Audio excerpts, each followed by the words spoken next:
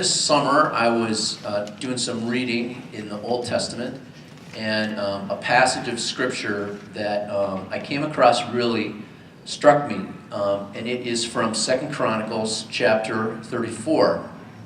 And so I want to put it up here for you to take a look at, and then I'll make a comment. So Chronicles follows, from the time of David, follows all these different kings until the Israelites were taken into captivity, and it is a litany of kings that were really good and followed God, and it also had those who did not follow God and who worshipped other idols and who brought in all kinds of idol worship and such into their kingdoms, right?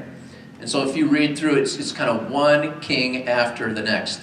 They started when they became king when they were this old. They died when they were this old. There's usually a little summary of their reign. Some are much longer than others.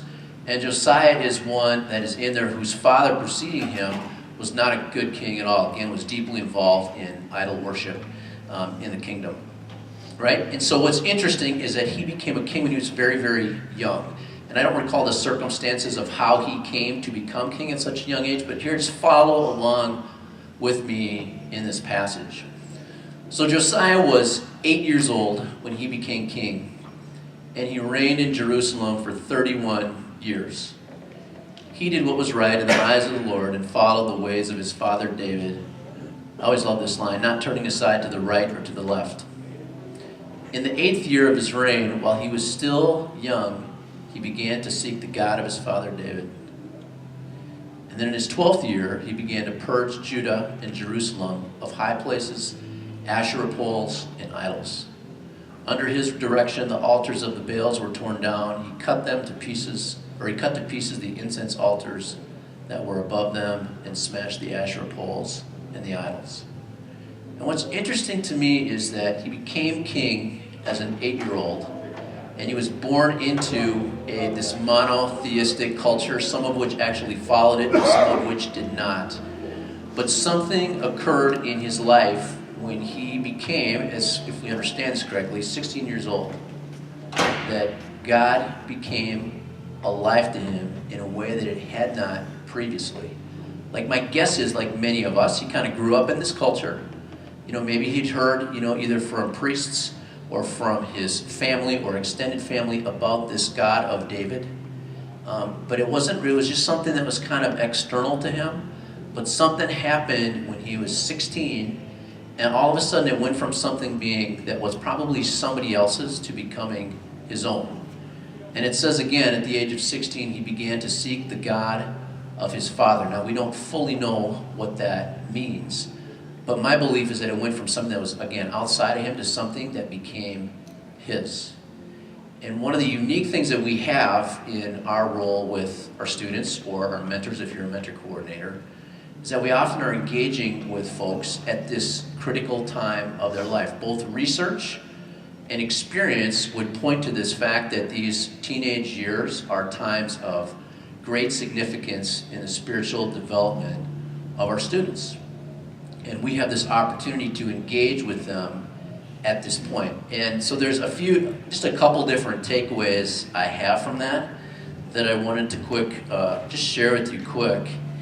Is the first of all is that these years, again, are very significant years. We know that in their lives spiritually. And then the second thing is that God often uses us to engage with them in these moments when folks are changing, whether they're a college student or young adult or a teenager. But we get to be a part of that in their lives. And then lastly, I would say this is that we don't always see the results. I mean, we know this to be true. We don't always see the results of our investment in those students. And it's interesting to me in this story is that at the age of 16, God came alive to him, and it wasn't until a number of years later that it seems as though he started to really take action on his faith. What God was doing and working in him was taking root and developing, and he started to live that out a few years later.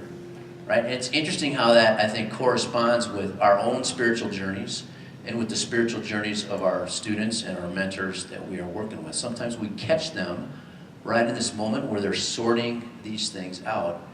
They might be in a place where they have not even started doing that yet, or they might be at a place that they've kind of sort of made it their own and now are digging into some really big questions in their lives too. And we have this sacred, I'd say a sacred honor to walk alongside our students, to listen, to care for them, to just encourage them as they walk through these things. It's usually an experience or a person or a crisis in a family that really starts to stir some of these things up in their lives, but we get to be part of that, and that's a really great privilege. When I was 15, I was up at church camp up in North Dakota, and I had something that was kind of going on in my life at home that I was struggling with, and I had a guy who was a camper at that camp who kind of noticed that there was something going on with me, and I remember I was down on this outdoor basketball court in the middle of nowhere in North Dakota. Cal, you know exactly what I'm talking about. And shooting baskets, and this friend of mine came up and said to me, he said, so tell me, I can tell something's going on. He asked me a few questions, and he was somebody that I really looked up to, somebody that I admired and wanted to be like, and he asked me if he could pray for me when I finished telling him that story.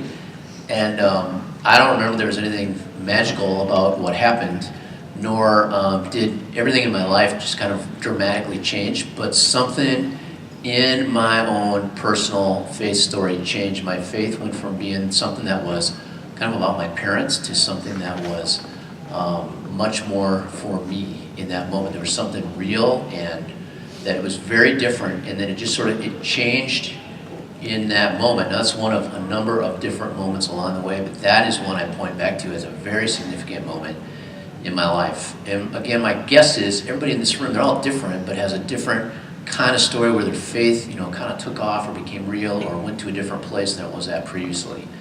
And again, Dan, this guy, was in my life. This is where you all are at. You are in the lives of somebody else and have the opportunity to be that kind of a person. And it was just in a little way, and I've talked to him about it since, and he completely dismisses it.